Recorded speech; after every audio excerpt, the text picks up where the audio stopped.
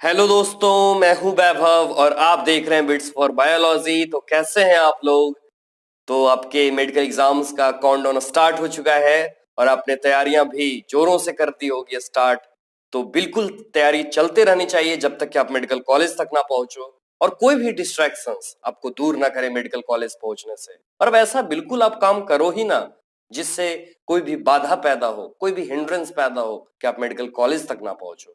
तो बिल्कुल दूर रहें, लगे रहें तैयारी में, क्वेश्चंस ज्यादा से ज्यादा लगाएं, प्रैक्टिस करें, एनसीईआरटी को बार बार पढ़ें, फिजिक्स के न्यूमेरिकल्स ज्यादा से ज्यादा लगाएं। तो चलिए टाइम वेस्ट ना करते हुए हम स्टार्ट करते हैं हमारे ये chapter cell cycle and cell division, जो कि सबसे इंटरेस्टिंग पार्ट होता है। इसका मकसद क्या है? तो आप कम से कम टाइम में पूरा चैप्टर का रिवीजन कर पाओ। Cell cycle and cell division पूरी एनसीईआरटी से मैं आपको बताने वाला हूं। और इसमें सबसे खास बात होती है कि मैं इसमें हाइलाइटर का यूज करता हूं। इसमें दो तरह के हाइलाइटर्स यूज होते हैं। एक तो रेड हाइलाइटर, जिससे वो चीजों को मैं अंडरलाइन करता हूं जो चीज एग्जाम में पूछी जा चुकी है। दूसरा येलो हाइलाइटर से वो चीजों को मैं अंडरलाइन करता हूं जो एग्जाम में पूछे जाने की चांसेस बनती हैं, जो अभी तक नहीं पूछी गई हैं और जिन जो ज्यादा important point exam point of view से है। तो ये बातें मुझे आपसे पहले करनी थी।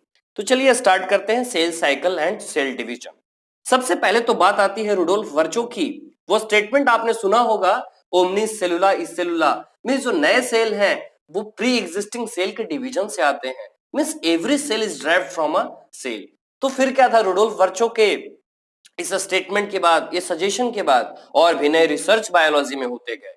फिर क्या था, फिर फ्लेमिंग ने माइटोसिस दिया, फार्मर और बोने ने मियोसिस दिया।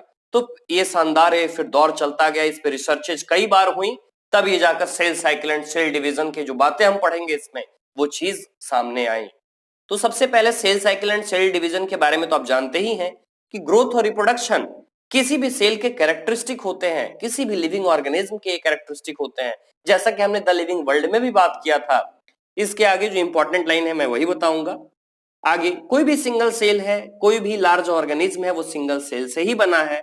इसके आगे सेल साइकिल की अगर हम बात करें तो सेल साइकिल एक जेनेटिकली कंट्रोल्ड प्रोसेस है, एक बहुत ही इंपॉर्टेंट प्रोसेस है जिसमें कि सेल का डिवीजन होता है, डीएनए रेप्लिकेशन होता है, सेल का ग्रोथ होता है।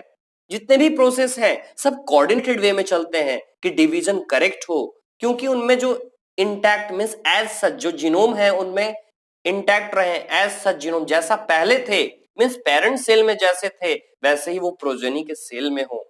तो ये बातें हैं, ये सेल साइकिल आप समझ चुके होंगे। मींस टोटल इवेंट्स की सीरीज चलती है इसमें, जिसमें सेल डुप्लीकेट करता है अपने जीनोम को और इसके अंदर सेल के अंदर जितने भी कंपोनेंट्स हैं उसको वो सिंथेसाइज करने का काम करता है और दो डॉटर सेल्स में वो जाकर डिवाइड होता है। तो इसको सेल साइकिल हम बोलते हैं। सेल ग्रोथ एक कंटिन्यूअस प्रोसेस है क्योंकि साइटोप्लाज्म का हमेशा इंक्रीज होता रहता है। जनरली यूकैरियोटिक सेल डिवीजन जो होती है उसमें कैरियोप्लाज्मिक इंडेक्स और सरफेस एरिया वॉल्यूम रेशियो का काम चलता है। और सेल जो डिवीजन है अप्रोक्सीमेटली 24 घंटे में होता रहता है और ईस्ट जो कि 90 मिनट में करता है। तो जेनेटिक कंट्रोल ये बातें हमने देख ली हैं। आगे की ओर हम बढ़े तो ये हमारा एनसीईआरटी, और इसके अलावा एनसीईआरटी में कई चेंजेस भी हुए हैं जो मैं आपको साथ साथ बताऊंगा। तो ये एनसीईआरटी की डायग्राम जो आप देख रहे हैं, ये पहले ये डायग्राम दूसरी डायग्राम थी, तो इस डायग्राम को बिल्कुल चेंज किया गया है। इसमें थोड़े कलर चेंज किए हुए हैं पूरे के पूरे, और इसमें जो यहाँ पे आप देख रहे हैं, यहाँ पे जो प्रोफेज, मेटाफेज, एनाफेज, टीलोफेज, ये थोड़ा पहले था। ये यहाँ पर ये मूवमेंट शिफ्ट था तो इसको थोड़ा शिफ्ट किया गया है। तो ये सब कुछ चेंजेस है यहाँ पे बताया गया है एक्स्ट्रा। तो बात मैंने आपको बताई थी 24 घंटे ईस्ट 90 मिनट। आगे हम बात करें तो सेल साइकिल को दो बेसिक फेज में हम डिवाइड करते हैं। एक तो इंटरफेज होता है और एक एम फेज होता है। जैसा कि क्रैश कोर्स सीरीज में भी मैंने आपको बताया है, अगर आपने नहीं देखा अब तक तो मैंने उसका लिंक डिस्क्रिप्शन में दे रखा है। तो जैसा कि इंटरफेज, तो इंटरफेज एक रेस्टिंग स्टेज होता है जिसमें 95% जो ड्यूरेशन है वो सेल अपना इंटरफेज में बिताता है, क्योंकि वो डिवीजन के लिए प्रिपेयर हो रहा होता है। क्योंकि जैसा कि हम मेडिकल एग्जाम के लिए प्रिपरेशन कर रहे हैं, ज्यादा से ज्यादा टाइम लगता है और डिवीजन तुम 3 घंटों में ही होना है, तो बिल्कुल यही मानकर चलें आप, बिल्कुल ऐसा ही होता है। नेक्स्ट हमारा एम फेज, एम फेज जो है वो एक्चुअल फेज है डिवीजन का। नेक्स्ट हम आगे बात करें तो ये सक्सेसिव फेज मैंने आपको बता ही दिया, 24 घंटे होते हैं जनरली, जिसमें ज्यादा से ज्यादा इंटरफेज अपना 95% टाइम बिताता है। क्वेश्चन पूछा जा चुका है यहाँ से, और ये डायग्राम भी क्वेश्चन आ चुका है पहले, शायद 2009 में पूछा गया है ये डायग्राम, तो आप याद रखना। जितने भी रेट से मैंने किया अंडरलाइन, सब क्वेश्चंस कहीं ना कहीं ज्यादातर वो नीट में ही आ चुके हैं और एम्स में आ चुके हैं। नेक्स्ट, तो पहला जो प्रोसेस चलता है वो कैरियोकाइनेसिस का वो प्रोसेस होता है, और कैरियोकाइनेसिस के बाद साइटोकाइनेसिस का प्रोसेस चलता है। तो कैरियोकाइनेसिस को इनडायरेक्ट न्यूक्लियर डिवीजन भी बोला जाता है। इनडायरेक्ट किसको बोला जाता है? माइटोसिस और मियोसिस दोनों इनडायरेक्ट न्यूक्लियर डिवीजन है, और जो डायरेक्ट सेल डिवीजन है एमाइटोसिस, जो कि फास्टेस्ट सेल डिवीजन है, जो कि हमें नहीं पढ़ना, हमारे सिलेबस में वो मेंशन नहीं है। इंटरफेज, रेस्टिंग फेज मैंने बता दिया, प्रिपरेशन चल रही है डिवीजन की। इंटरफेज में 3 आगे फेज आते हैं। एक तो जीवन का फेज आता है जिसको गैप 1 बोला जाता है। Next S phase, synthesis phase, बहुत इंपॉर्टेंट, एग्जाम में बहुत बार पूछा जाता है ये क्वेश्चन। नेक्स्ट G2 फेज जिसको गैप 2 फेज हमने बोला। अब सब में देखेंगे हम लोग हो क्या रहा है, G1 फेज में क्या हो रहा है, एस फेज में क्या हो रहा है, G2 फेज में क्या हो रहा है। आगे की ओर हम बढ़े तो जीवन के बारे में पहले आपको मैं बता दूं जीवन फेज में होता क्या है। तो पहली बात तो ये इंटरवल होता है माइटोसिस के बीच और डीएनए रेप्लिकेशन के बीच में। सिंथेसिस इसमें ही होता है, डीएनए रेप्लिकेशन, तो इसके बीच का एक इंटरवल होता है। सेल इसमें मेटाबॉलिकली एक्टिव होते हैं और कंटिन्यूअसली ग्रोथ ये चलता रहता है, और ज्यादातर जो ऑर्गेनल है इसमें ही डुप्लीकेट होते हैं। तो ये थी जीवन के बारे में, ये आपको बात मैंने बता दी। नेक्स्ट है एस फेज, जो कि बहुत ही ज्यादा इंपॉर्टेंट है, इसका आप ध्यान से सुनना। एस फेज जिसमें डीएनए का रेप्लिकेशन होना है, सेंट्रियोल का डुप्लीकेशन होना है, साइटोप्लाज्म ऑफ एनिमल सेल का डुप्लीकेशन होना है, हिस्टोन प्रोटीन का सिंथेसिस होना है, और सबसे खास जो क्रोमोसोम के नंबर होंगे वो तो बिल्कुल सेम होंगे, लेकिन डीएनए कंटेंट जो होगा वो बिल्कुल डबल हो जाता है। ये हमारी खास बात है इस फेज के बारे में जो यहाँ पर दे रखा है। हमेशा क्वेश्चन इससे पूछे जाते रहे हैं और आगे भी पूछे जाते रहेंगे। यहां से ही इंपॉर्टेंट कंसेप्ट आपका तैयार होना चाहिए कि क्रोमोसोम नंबर सेम लेकिन डीएनए कंटेंट हमारा डबल हो जाता है। आगे हम बात करें इन एनिमल सेल्स में एस फेज डीएनए रेप्लिकेशन बिल्कुल, सेंट्रियोल डुप्लीकेट, प्रोटीन सिंथेसाइज होते हैं G2 फेज में, और सेल ग्रोथ कंटिन्यू होते हैं। G2 हमारा उतना इंपॉर्टेंट नहीं है क्योंकि G2 में प्रोटीन बनेगा। प्रोटीन तो ऐसे सारे में बनते हैं, प्रोटीन सिंथेसिस सारे फेज में बनते हैं, लेकिन एनसीईआरटी के अकॉर्डिंग G2 में दे रखा है तो हमें G2 ही एग्जाम में लगाना है अगर क्वेश्चन आता है। अगर मैं इस पार्ट को डील करूं तो सबसे पहले अगर आप देखें कि how do plants and animals continue to grow all their lives, तो सबसे पहली बात माइटोसिस है, माइटोसिस से ही ग्रो करते हैं। Do all cells in a plant divide all the time, तो नहीं, हमेशा डिवाइड नहीं करते रहते। Do you think all cells continue to divide in all plants and animals, तो यस नो, क्योंकि डिवाइड तो नहीं करते। All cells continue to divide नहीं, आपने देखा होगा मेरिस्टेमेटिक सेल भी होते हैं, परमानेंट सेल भी होते हैं। Next, can you tell the name and the location of the tissues having cells that divide all their life in higher plants, तो जी हाँ, जैसा कि मेरिस्टेम सेल्स, जो मेरिस्टेमेटिक सेल्स होती कहाँ होती हैं? सूट के टिप पे, रूट के टिप पे। अगर आप नहीं पढ़े हैं अभी तक वो चैप्टर एनाटॉमी, तो आप पढ़ सकते हैं जाकर एनाटॉमी ऑफ फ्लावरिंग प्लांट, उसका मैंने क्विक रिवीजन सीरीज दिया है, विद इन 30 मिनट्स वो आप पढ़ सकते हैं। नेक्स्ट आगे हम बात करें, do animals have similar meristematic tissues, तो नो, सिमिलर मेरिस्टेमेटिक टिश्यूज तो नहीं होते। तो ये चीज हमने क्लियर कर लिया है। आगे की ओर हम बढ़े। अब एक पॉइंट तो बिल्कुल ये याद रखना, जो ओनियन में कितने क्रोमोसोम होते हैं, तो ये 16 क्रोमोसोम होते हैं बिल्कुल ओनियन में, तो यह बिल्कुल पॉइंट याद रखना। और यहाँ पे सेम क्वेश्चन वही पूछ रखा है कि can you tell how many chromosomes will the cell have at G1, तो जीवन में कितना होगा, तो 16 क्रोमोसोम होंगे। आपको मैंने बताया ना क्रोमोसोम नंबर तो बिल्कुल सेम होंगे, तो आप ये बताओ आफ्टर एस फेज कितना होगा, तो बिल्कुल 16। ठीक, next, also what will the DNA content of the cells and G1, जीवन में क्या होगा 2C, एस में क्या होगा आप खुद ही बताओ 4C, क्योंकि डबल हो जाता है। अगर आप यहां तक समझ चुके हैं तो बिल्कुल आपका कंसेप्ट क्लियर है, आपसे एक भी क्वेश्चंस गलत नहीं होंगे। आगे की ओर हम बढ़े। एक quiescent stage, very very important stage. Quiescent stage वो स्टेज होता है जिसमें सेल्स मेटाबॉलिकली एक्टिव होते हैं but no longer proliferate. Means growth क्यों करें, हमारी जरूरत ही नहीं है ग्रोथ करने की, तो ग्रोथ क्यों करें? हाँ, जब जरूरत होगी हम ग्रोथ करेंगे, इंजरी होगा, सेल की डेथ होगी, हम ग्रोथ करेंगे। तो ये कहना है क्विसेंट स्टेज का। मींस रिक्वायरमेंट के आधार पे ग्रोथ होता है, तो ये क्विसेंट स्टेज होता है। जैसा कि हार्ट सेल्स, कभी इसमें डिवीजन नहीं होती जनरली, तो ये आप याद रखना बिल्कुल। Some cells in adult animals don't appear to exhibit division and many other cells divide only occasionally as needed to replace cells that have been lost because of injury or cell death। तो ये हमारा था question stage के बारे में। ये simple सी चीजें इसमें लिखी हुई है, माइटोटिक डिवीजन वगैरह डिप्लॉइड सेल्स में होती हैं, तो इनको सोमैटिक भी बोला जाता है, सोमैटिक सेल डिवीजन चल रही है। अब हमारा ये पार्ट एम फेज, तो एम फेज जो होता है तो एम फेज सबसे मोस्ट ड्रामेटिक पीरियड, सबसे पहली बात मोस्ट, ये पूछा जा सकता है आपसे कि कौन सा फेज सबसे ज्यादा ड्रामेटिक पीरियड है, तो एम फेज। क्यों ऐसा है भाई ड्रामेटिक पीरियड? क्योंकि आप जब लेट प्रोफेज का स्टेज देखोगे तो गोल्जी कॉम्प्लेक्स उसमें डिस्ट्रॉय हो जाता है, डिसइंटीग्रेट कर जाता है, या कहें तो उसमें से गायब हो जाता है। आगे हम बात करें, उसमें एंडोप्लाज्मिक रेटिकुलम नहीं होते, न्यूक्लियोलस नहीं होता लेट प्रोफेज में। लेकिन वहीं आप टीलोफेज में अगर देखते हो, गोल्जी बॉडी आ चुका है, एंडोप्लाज्मिक रेटिकुलम आ चुका है, न्यूक्लियोलस आ चुका है, तो ऐसा क्या ड्रामा चल रहा है? तो इसको ही ड्रामेटिक पीरियड बोला जाता है, क्योंकि यह ड्रामा चल रहा है। आगे की ओर जो एम फेज मींस, यहाँ एम फेज माइटोसिस को बोला जा रहा है, इक्वेशनल डिवीजन भी उसे बोलते हैं। नेक्स्ट, तो इसमें क्या चल रहा है? तो जनरली जो वर्चुअली जो कंपोनेंट है सेल के, उसमें चेंजेस चल रही हैं। ठीक, तो आप ये याद रखना। आगे की ओर हम बात करें तो ये प्रोग्रेसिव, पहले कैरियोकाइनेसिस होता है, देन साइटोकाइनेसिस होता है, ये प्रोग्रेसिव प्रोसेस है। तो आप इसके बीच क्लियर कट लाइन नहीं बता सकते कि प्रोफेज कहाँ स्टार्ट हुआ और प्रोफेज के बाद कब से आया मेटाफेज, कब आया टीलोफेज, क्योंकि सेल डिवीजन एक कंटिन्यूअस प्रोसेस है, एक प्रोग्रेसिव प्रोसेस है, आप यह नहीं बता सकते। ठीक है, आगे की ओर हम बात करें, ये 4 स्टेज हैं जो बहुत ही इंपॉर्टेंट है, प्रोफेज, मेटाफेज, एनाफेज, टीलोफेज। तो पैमैट से आप याद रख सकते हो, मैट होता है तो पीमैट से आप याद रख सकते हो। नेक्स्ट है हमारा प्रोफेज, जो कि बहुत इंपॉर्टेंट स्टेज है, ये हमारा प्रोफेज सबसे पहला स्टेज है। अब एनसीईआरटी में करेक्शन क्या हुई आप ये देखो, यहाँ कैरियोकाइनेसिस को जोड़ रखा है, क्योंकि वो क्लियर बताना चाहते हैं एनसीईआरटी कि जो पहला स्टेज होता है ना, वो कैरियोकाइनेसिस होता है। तो माइटोसिस के पहले कैरियोकाइनेसिस लिखना ये बहुत ही अच्छा है, क्योंकि साइटोकाइनेसिस तो एक अलग स्टेज हो जाता है, जिसके बारे में एनसीईआरटी ने अलग चर्चा की है। तो कैरियोकाइनेसिस को बीच में एनसीईआरटी का डालने का मतलब यही है कि कैरियोकाइनेसिस पे हमें फोकस करना है। ठीक है, तो एस और G2 के फेज का ये बीच का स्टेज होता है प्रोफेज। ठीक है, इंटरफेज के बाद का ये स्टेज है। ठीक है, तो हम आगे की ओर बढ़े, ये तो हमारा अगला जो पार्ट है, अगला हम देखें तो प्रोफेज को आप मार्किंग कैसे करोगे कि प्रोफेज कब से स्टार्ट हुआ है? तो जब इनिशिएशन हो जाए, कंडेंसेशन ऑफ क्रोमोसोमल मटेरियल, तो इसको बोलते हैं कि हाँ प्रोफेज अब स्टार्ट हो चुका है। तो ये हमारा इंपॉर्टेंट पॉइंट है। इसके बाद हम देखें तो इसमें और भी चीजें हैं प्रोफेज के बारे में, अगर एक बार में मैं सारा कुछ बता दूं तो आपको क्लियर हो जाएगा।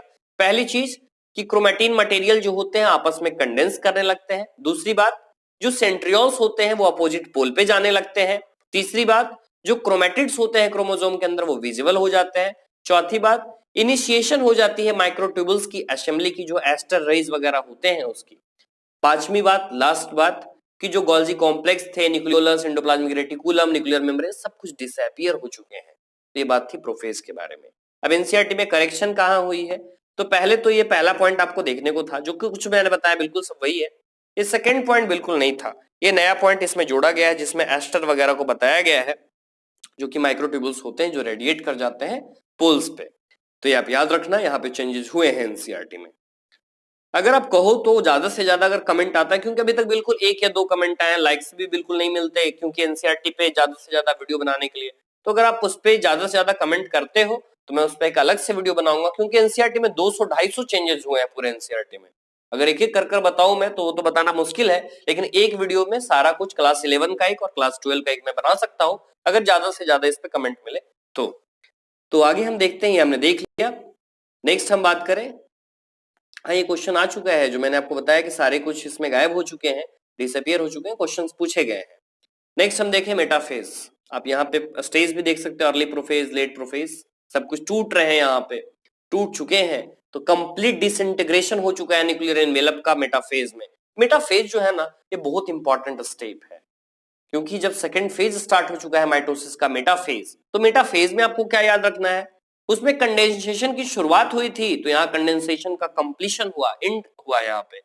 यहाँ पे क्या है ना, क्रोमोसोम के स्टडी आप सबसे अच्छी कर सकते हो, क्रोमोसोम की मार्फोलॉजी की, क्रोमोसोम के नंबर्स की, यहाँ पे स्टडी आप बहुत ही इजीली कर सकते हो, क्योंकि यहाँ पे क्लियरली माइक्रोस्कोप के अंदर वो विजिबल होता है। आगे हम बात करें तो इसमें स्पिंडल फाइबर्स जो होते हैं ये कनेक्ट होते हैं काइनेटोकोर से, जो कि स्मॉल डिस्क शेप्ड स्ट्रक्चर होता है। अटैचमेंट का वो साइट होता है काइनेटोकोर, तो आप बिल्कुल याद रखेंगे, क्वेश्चंस पूछे गए हैं। आगे की ओर हम बात करें, ये आप देख सकते हैं ट्रांजिशन टू मेटाफेज आप यहाँ देख रहे हैं, और नीचे आपका ये मेटाफेज स्टेज है जहां इक्वेटोरियल प्लेट पे सब आ चुके हैं। इसमें आगे मैं बताऊं आपको तो जो भी एनसीईआरटी में चेंजेस हुए हैं मैं आपको एक अलग से बना दूंगा, इसमें तो बताना मुश्किल है हर जगह, तो जहां हो सकेगा मैं बताऊंगा ही। ठीक है, तो मेटाफेज को कैरेक्टराइज हम कैसे करेंगे कि सब कुछ अगर इक्वेटर पे आ जाए ना, इक्वेटर पे देखिए जाना स्टार्ट कर रहे हैं, ट्रांजिशन टू मेटाफेज इस स्टेज को बोला जा रहा है। तो क्रोमोसोम जब इक्वेटर पे आ जाए तो समझे वो मेटाफेज का स्टेट है। जब डायग्राम पहचानने को आपको आएगा ना, तो इससे ही आप इसको रिकॉग्नाइज करोगे कि यहाँ पर आ चुके हैं इक्वेटर पे। आगे हम बात करें, या आप वही देख रहे हैं, उसमें फीचर्स दे रखे हैं। खास बात क्या है ना एनसीईआरटी की, कि हर एक फेज की उसने 2 से 3 पॉइंट दे रखे हैं जो भी फीचर्स हैं उसके, तो ये पॉइंट पर गौर करेंगे आप। आगे हम बात करें एना फेज के बारे में, तो एना फेज में क्या होता है ना, सेंट्रोमेयर स्प्लिट करते हैं इसमें, एक पॉइंट दूसरी पॉइंट जो सिस्टर क्रोमेटिड होते हैं वो सेपरेट हो जाते हैं। तीसरी बात, chromosome move towards opposite pole की तरफ जाने लगते हैं, ये हमारा इसमें इंपॉर्टेंट पॉइंट है। आगे की ओर हम बात करें तो ये जो मैंने आपको पॉइंट बताए हैं बिल्कुल ये वही दोनों पॉइंट है, जैसा कि आप डायग्राम में देख भी सकते हो एनाफेज में, बिल्कुल इसमें सेंट्रोमेयर स्प्लिट कर चुके हैं, क्रोमोसोम अपना पोल की तरफ मूव कर चुके हैं, तो इसमें आप ये दोनों पॉइंट याद रख सकते हो। आगे की ओर हम बात करें टीलोफेज के बारे में, तो इसमें चेंजेस हुई हैं। पहले दे रखा था फाइनल स्टेज ऑफ माइटोसिस, तो अब दे रखा है फाइनल स्टेज ऑफ कैरियोकाइनेसिस, क्योंकि एनसीईआरटी बिल्कुल क्लियर कट लिखना चाहते हैं। ठीक है, तो एनाफेज में बिल्कुल हुआ क्या है मैंने आपको बता दिया है, तो आप यहाँ पे ये देख सकते हैं, इसमें भी एनसीईआरटी में चेंजेस आई हैं। पहले यहाँ पे 3 पॉइंट तो थे, तो सेकंड पॉइंट में यहाँ पे चेंजेस आई हैं। Nuclear envelope develops around the chromosome cluster at each pole forming 2 daughter nuclei, पहले ये पॉइंट नहीं था, अब क्लियर लिख रखा है इसमें। नेक्स्ट हम बात करें साइटोकाइनेसिस के बारे में, तो साइटोकाइनेसिस तो आप जानते ही हैं, तो इसमें साइटोप्लाज्म में बीच में जाकर डिवीजन हो रहा है यहाँ पर, तो सेपरेशन ऑफ साइटोप्लाज्म हो रहा है। 2 तरह से होती है, एक तो एनिमल में भी होता है और एक प्लांट में भी होता है। अगर एनिमल में चल रहा है तो ये फरो मेथड से होता है, जो कि दे रखा है एनसीईआरटी में, ये फरो मेथड है हमारा। नेक्स्ट अगर प्लांट में हो रहा है तो प्लांट में सेल प्लेट मेथड से ये होता है। आप डायग्राम भी देख सकते हैं, यहाँ पर इंटरफेस फिर से स्टार्ट हो चुका है। और ये हमारा लास्ट लाइन, पहले बहुत ही पहले ये एएमयू में आया हुआ था, आज से 3-4 साल पहले। क्वेश्चंस आने के बहुत ज्यादा चांसेस हैं इसमें नीट में इस बार, तो आप याद रखेंगे ये। इसमें होता क्या है कि जैसे एक तो स्टेज हमारा चल रहा है कि हम आगे की ओर बढ़ते जा रहे हैं, जैसे कैरियोकाइनेसिस है, कैरियोकाइनेसिस के बाद साइटोकाइनेसिस आना है। लेकिन कभी कभी ऐसा होता है कि स्टेज उसके बाद ना आए, फिर उसके बाद एक मल्टीन्यूक्लिएट कंडीशन आ जाए जिसको हम सिंक्सीशियम बोलते हैं। तो ऐसा होता है कोकोनट एंडोस्पर्म में, कोकोनट जो लिक्विड एंडोस्पर्म होता है उसके अंदर, उसमें ही ऐसा कुछ स्टेज होता है। तो बिल्कुल याद रखेंगे। और ये भी चीज mitochondria plastid get distributed between 2 daughter cells, तो ये तो कॉमन चीज है, तो सबको होना ही है डिस्ट्रीब्यूट। आगे की ओर हम बात करें सिग्निफिकेंस ऑफ माइटोसिस, ये हमारा इंपॉर्टेंट है। सिग्निफिकेंस क्या है, तो अगर पहली सिग्निफिकेंस की बात करें तो पहला तो सोमैटिक ग्रोथ में ये हेल्प करता है, इक्वेशनल डिवीजन इसको बोलते हैं। ये डिप्लॉयड सेल्स तक ही रिस्ट्रिक्टेड है, हैप्लॉयड सेल्स में इसके नहीं होते। कुछ ऐसे हैं कि जैसे लोअर प्लांट्स, कुछ सोशल इंसेक्ट हैं जिनमें डिवीजन होता है माइटोसिस से। इसके बाद जो भी आइडेंटिकल जेनेटिक कॉम्प्लीमेंट को ये रखे हुए होता है, क्योंकि जितने पेरेंट्स में थे तो डॉटर में भी सेम टाइप के ही मिलते हैं और सेम नंबर के मिलते हैं क्रोमोसोम्स। ग्रोथ के लिए रिस्पॉन्सिबल होता है।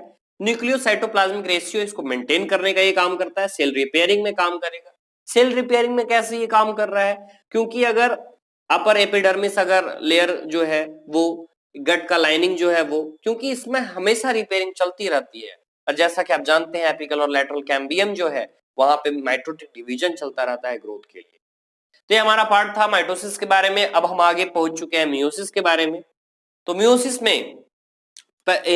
में सबसे पहले तो हम जानते हैं मियोसिस में जनरली होता क्या है। तो मियोसिस जनरली ये हैप्लॉइड सेल्स में होता है मियोसिस, तो ये आप पहला पॉइंट इसमें याद रखेंगे मियोसिस के बारे में। मियोसिस के बारे में और मैं बताऊं, रिडक्शन डिवीजन इसको बोलते हैं, ये हमारा इंपॉर्टेंट है। तीसरा, जनरली रिप्रोडक्टिव सेल्स में ये होता है। चौथा, ये 4 सेल्स जनरली प्रोड्यूस करता है। क्रोमोसोम नंबर इसमें हाफ हो जाते हैं, इसलिए इनको रिडक्शनल डिवीजन भी बोला जाता है। डबल डिवीजन होता है, गैमेट फॉर्मेशन में होता है, और वेरिएशन इसमें से ज्यादा देखने को मिलता है क्योंकि जीन में एक्सचेंजिंग चलती रहती है। तो ये पार्ट आपका बिल्कुल कवर हो चुका है। आगे हम बात करें, कुछ की फीचर्स यहाँ पे दे रखे हैं वो आप देख लेंगे कि मियोसिस जो होता है उसमें होमोलोगस क्रोमोसोम के बीच पेयरिंग होती है रिकॉम्बिनेशन से, जो कि आपको प्रोफेज फर्स्ट में समझ में आएगा। आगे हम बात करें तो 4 हैप्लॉइड सेल्स बन ही चुके हैं, तो ये आप देख रहे हैं यहाँ पे मियोसिस 1 और मियोसिस 2। तो हम आगे बात करें मियोसिस 1 के बारे में। तो ये मियोसिस 1 जो है हमारा इंपॉर्टेंट पार्ट हो जाता है। मियोसिस 1 जैसा कि आपको मैंने क्रैश कोर्स सीरीज में बहुत ही डिटेल में अच्छे से बता रखा है इसके बारे में मैंने डायग्राम भी बहुत अच्छे खासे दिखा रखे हैं इसमें। तो इसमें आप देख सकते हैं मियोसिस 1। तो मियोसिस 1 जो होता है तो इसमें प्रोफेज फर्स्ट पहला चलता है। तो prophase first of the first mutate division is typically longer, बहुत ही लंबा चलता है ये जो स्टेज आप देख रहे हैं, बहुत ही लंबा चलता है, लॉन्ग एंड कॉम्प्लेक्स स्टेज भी ये होता है। तो प्रोफेज फर्स्ट में याद रखने वाली चीजें 5 स्टेजेस इसमें बिल्कुल चलती हैं। तो पांचों स्टेज के हमें नाम याद रखने हैं। तो इसका पहला लेटर एल है तो लालू इसको याद रखेंगे, leptotene. Z for zygotene, P for pachytene, D for diplotene और डायाकाइनेसिस इसमें लास्ट में चलता है। तो लालू जाए प्लेन से दीपिका दिखाए, ये बिल्कुल इसका यूनिवर्सल ट्रिक है, तो आप याद रखेंगे इसको। और ये सीक्वेंस अगर आपको याद है ना, बहुत सारे एग्जाम के क्वेश्चन आपके सॉल्व हो जाएंगे। ठीक है, तो ये 5 फेज आप यहाँ पे देख लिए। अब पहला जो स्टेज है वो लेप्टोटीन का स्टेज है। तो लेप्टोटीन के स्टेज में होता क्या है कि लेप्टोटीन के स्टेज में जो लाइट माइक्रोस्कोप के अगर आप अंदर देखते हो तो लाइट माइक्रोस्कोप के अंदर आपको क्रोमोसोम जनरली विजिबल देखने को दिखाई देगा। और इसमें जो कंपैक्शन की अगर बात करें तो कंपैक्शन जो है वो कंटिन्यू इसमें रहती है। तो ये बातें थी इसमें, तो आप ये याद रखना। और आगे हम बात करें सेकेंड स्टेज के बारे में, जाइगोटीन के बारे में। तो जाइगोटीन में क्या होता है, जो होमोलोगस क्रोमोसोम होते हैं उसमें पेयरिंग स्टार्ट हो जाती है और इस पेयरिंग को ही सिनेप्सिस बोला जाता है। आपको मैं खास बात बताऊं, अगर आपने प्रोफेज फर्स्ट कर लिया ना पूरे मियोसिस का, आपके क्वेश्चन सॉल्व हो जाएंगे सारे के सारे जितने आ चुके हैं। कुछ आपसे बचेगा जो मियोसिस सेकंड से पूछे जाते हैं क्वेश्चन, मियोसिस फर्स्ट के मेटाफेज एनाफेज से, लेकिन ज्यादातर एग्जाम्स में जो क्वेश्चंस आते हैं ना वो यहीं से आते हैं। और यहाँ से लिमिटेड क्वेश्चन बनते हैं। जाइगोटीन में क्या होगा, तो सिनेप्सिस होगा, इसमें सिनेप्टोनिमल कॉम्प्लेक्स बनेगा, मींस इस तरह के स्टेजेस बनते हैं, फिर बीच में यहाँ से कनेक्शन होगा, सिनेप्टोनिमल कॉम्प्लेक्स बन गया। यही बाइवेलेंट अपीयर होते हैं, मींस टेट्राइड, टेट्राइड 4 क्रोमोसोम यहाँ पे क्लियरली देखने को आपको मिलेंगे। और टेट्राइड कब अच्छा विजिबल होता है, तो ये पैकेटीन स्टेज में सबसे ज्यादा अच्छा विजिबल होता है। इस पॉइंट मैंने आपको क्लियर कर दिया है, इसका जाइगोटीन का सिनेप्टोनिमल कॉम्प्लेक्स, बाइवेलेंट, टेट्राइड वगैरह। ठीक है, जो पहले 2 स्टेज थे जो लेप्टोटीन और जाइगोटीन काफी शॉर्ट होते हैं। ठीक, आगे हम बात करें पैकेटीन के बारे में। तो जो पैकेटीन होता है तो पैकेटीन में जो टेट्राइड है ये काफी अच्छा विजिबल होगा, दिखाई हमें अच्छे से देगा। और इसके बाद रिकॉम्बिनेशन नोड्यूल्स इसमें मिलते हैं और यहीं पे आपको क्रॉसिंग ओवर चलेगी, जिसमें एक्सचेंजिंग होता है जेनेटिक मटेरियल का 2 होमोलोगस क्रोमोसोम के सेगमेंट के बीच। और क्रॉसिंग ओवर जो है एक एंजाइम मेडिएटेड प्रोसेस है जिसमें रिकॉम्बिनेज इंपॉर्टेंट है, जो रिकॉम्बिनेज एंजाइम है वो इसमें काम करता है। तो ये आप याद रखेंगे, रिकॉम्बिनेशन हो रही है होमोलोगस क्रोमोसोम के बीच। और ये पैकेटीन का जब एंड हुआ है तब ये स्टेज आई है यहाँ पे, तो आप याद रखेंगे। नेक्स्ट है जो बिगिनिंग होता है डिप्लोटीन का, तो जो सिनेप्टोनिमल कॉम्प्लेक्स बना था ना उसका डिसोल्यूशन हो जाता है। आगे हम बात करेंगे काइजमाटा का फॉर्मेशन होता है। तो काइजमाटा का पूछा जाएगा फॉर्मेशन हुआ किसमें, तो डिप्लोटीन स्टेज में। काइजमाटा क्या है, तो एक एक्स शेप्ड स्ट्रक्चर है जो अगर कुछ वर्टेब्रेट की अगर बात करें तो उसमें डिप्लोटीन जो है लास्ट कोई कुछ मंथ तक या लास्ट के कुछ सालों तक भी चलता है। जो फाइनल स्टेज है म्यूटिक प्रोफेज फर्स्ट का वो डायाकाइनेसिस है। शुरुआत तो हुई थी लेप्टोटीन से, अंत होता है डायाकाइनेसिस से, जिसमें जो काइजमाटा बना था एक सेप्ड स्ट्रक्चर उसका टर्मिनलाइजेशन हो जाएगा, वो डिसॉल्व हो जाएगा, खत्म हो जाएगा बिल्कुल। आगे हम बात करें म्यूटिक स्पिंडल जो है इसमें असेंबल होते हैं, न्यूक्लियोलस जो है वो डिसअपीयर हो जाता है। तो ये सब कुछ बातें हैं इसके बारे में। आगे हम बात करें मेटाफेज फर्स्ट, इसमें बिल्कुल वही इक्वेटोरियल प्लेट पे आ जाएगा। नेक्स्ट बात तो हम जानते ही यहाँ पर स्टेजेस देख ही रहे हैं, इक्वेटोरियल प्लेट पे आ जाएगा, फिर पोल्स पे जाने लगेंगे, फिर जाकर टेलोफेज लास्ट, जहां सब कुछ फिर से आने का शुरुआत हो जाएगा। ये क्वेश्चन पूछा गया है आपसे एनाफेज फर्स्ट के बारे में कि होमोलोगस क्रोमोसोम किसमें सेपरेट होते और किनमें सिस्टर जो क्रोमेटिड होती हैं वो सेंट्रोमेयर से एसोसिएट होते हैं, जुड़े हुए होते हैं। ये क्वेश्चन आपसे पूछा गया था, तो एनाफेज फर्स्ट का ये स्टेज है। और ये डायड ऑफ सेल्स वगैरह देख ही रहे हैं आप। नेक्स्ट हम इसमें बात करें, ये सब सिंपल सी चीजें। नेक्स्ट हम मियोसिस सेकंड, जो मियोसिस सेकंड होता है बिल्कुल ये माइटोसिस की तरह होता है। मियोसिस सेकंड जो है ये हैप्लॉइड सेल्स में चलता है और माइटोसिस जो कि डिप्लॉइड में चलता है, बस अंतर यही है। तो आप यहाँ पे देख रहे हैं सब स्टेज बिल्कुल सेम है। और जहां तक बात है सिग्निफिकेंस की मियोसिस की, तो मियोसिस का सिग्निफिकेंस काफी खास है क्योंकि क्रोमोसोम नंबर का कंजर्वेशन करना चाहता है कि कुछ स्पेसिफिक जो क्रोमोसोम नंबर है वो मेंटेन रहे और क्रोमोसोम का जो नंबर है वो रिडक्शन हो जाता है हाफ से। तो आप याद रखेंगे वेरिएशन में भी काफी बढ़ावा देता है, क्योंकि इवोल्यूशन में वेरिएशन बहुत ही जरूरी है। अब वेरिएशन आते कहां से हैं? क्योंकि मियोसिस से ही वेरिएशन आते हैं। और इसका समरी आप एक बार पढ़ लेना, इतना रिक्वेस्ट है मेरा आपसे। एक बार समरी का रिवीजन कर लेना एनसीईआरटी का, कुछ समरी में भी आपको खास नया कंसेप्ट आपको पता चलेगा। तो ये समरी आप एक बार देख लेना, क्विक रिवीजन में 2 मिनट में आपका ये समरी हो जाएगा, 5 मिनट में। तो ये कंप्लीट आपका हुआ cell division, cell cycle and cell division. इसके बाद इसके जितने भी क्वेश्चंस आए हुए हैं पिछले एग्जाम में वो आप कर लेना। तो इसी तरह लगातार बने रहिए बिट्स फॉर बायोलॉजी पे, और कमेंट्स अपने लिखते रहिए। जो भी आपकी प्रॉब्लम होती है, जैसे कुछ दिन पहले ही रिलेटेड सिलेबस है एनसीईआरटी की, तो जो लोग बच्चों को डाउट होता है, बहुत दिन से डाउट में थे, बच्चों का क्लियर हो जाता है कंसेप्ट। तो ये चीज आप याद रखेंगे, कमेंट करना ना भूलें। Thank you for watching this video. Have a